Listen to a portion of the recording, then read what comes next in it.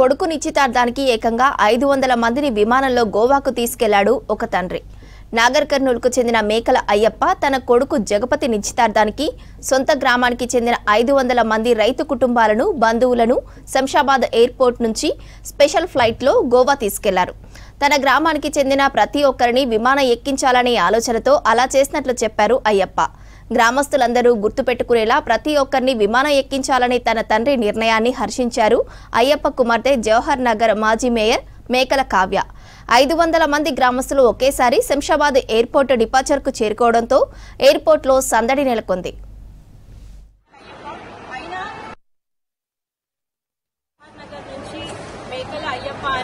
ఒక బిల్డర్ నుంచి మా డాడీ మహబూబ్ నగర్ లో నాగర్ కర్నూలు జిల్లా నుంచి ఇవాళ ఇక్కడికి రావడం జరిగింది. ఒక రైతుగా ఊర్లో ఎన్నో కష్టాలు పడి ఇక్కడికి వచ్చి ఒక బిల్డర్ గా ఎదిగారు.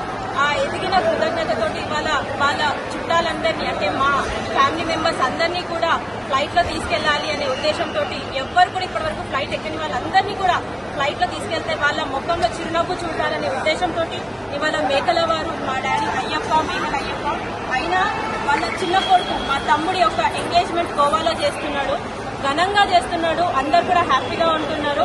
అలాగే కపుల్ కి కూడా నేను all the best and congratulations చెప్తున్నా. ఇక్కడ వచ్చిన వాళ్ళందరికీ కూడా కృతజ్ఞతలు తెలియజేస్తున్నాను.